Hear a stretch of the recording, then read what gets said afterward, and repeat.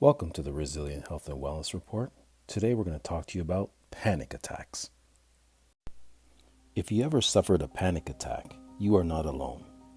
Researchers estimate that at least 1/3 of the population has experienced these frightening episodes, which are marked by intense psychological and physical symptoms.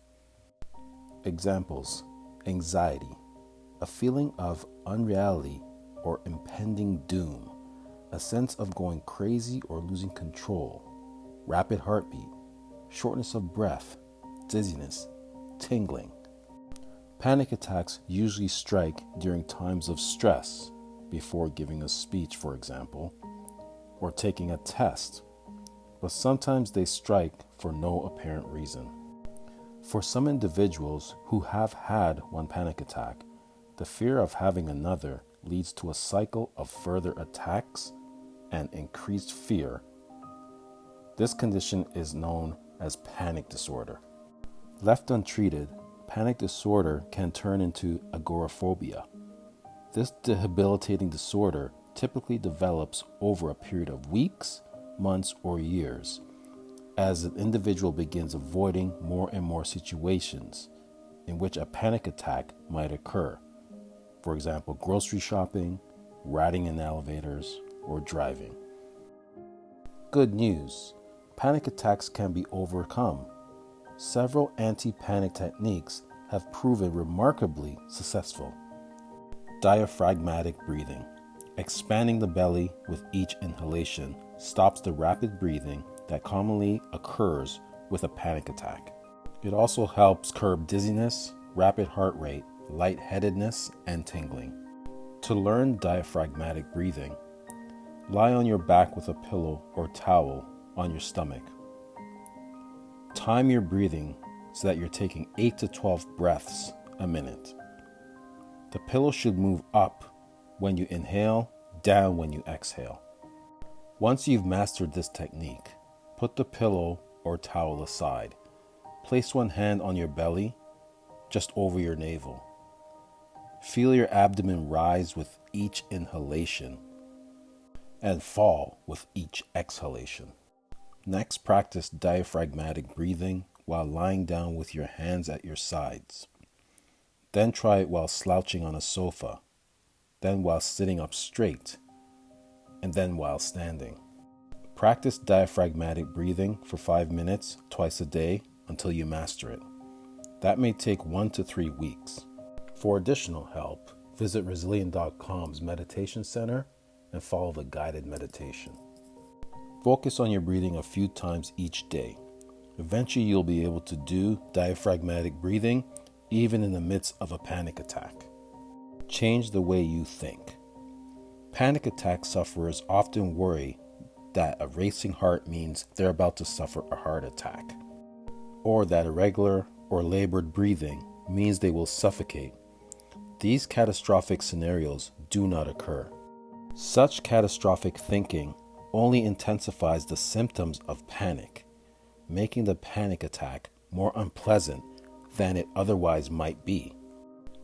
To combat catastrophic thinking, think rationally. Identify the thought that arises automatically each time you panic.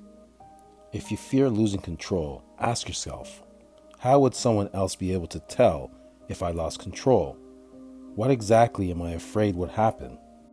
Consider the evidence in support of your automatic thought.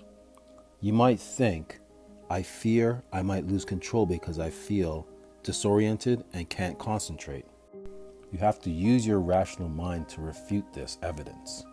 You might say to yourself, I've felt disoriented before, but I never became crazy or acted out of control. Consider more realistic explanations for your symptoms. Revisit the site. People tend to avoid the site when their worst panic attack occurred, even if they don't have agoraphobia. But returning to that spot forces you to confront your fears and gain confidence in your ability to cope with panic. You're probably going to have to return several times before you feel comfortable at that site. At first, you might ask a trusted friend or family member to accompany you. Keep going back until you can go all by yourself. Become more assertive. People who suffer from panic disorder often feel they have little control over personal relationships or their emotions. As a result, they direct all their energy into controlling harmless, although uncomfortable, anxiety symptoms. Assertiveness skills can be learned from books, classes, and self-help groups. Try a local bookstore or a nearby hospital. Challenging agoraphobia. The key to overcoming agoraphobia is to expose oneself to the dreaded places and/or situations.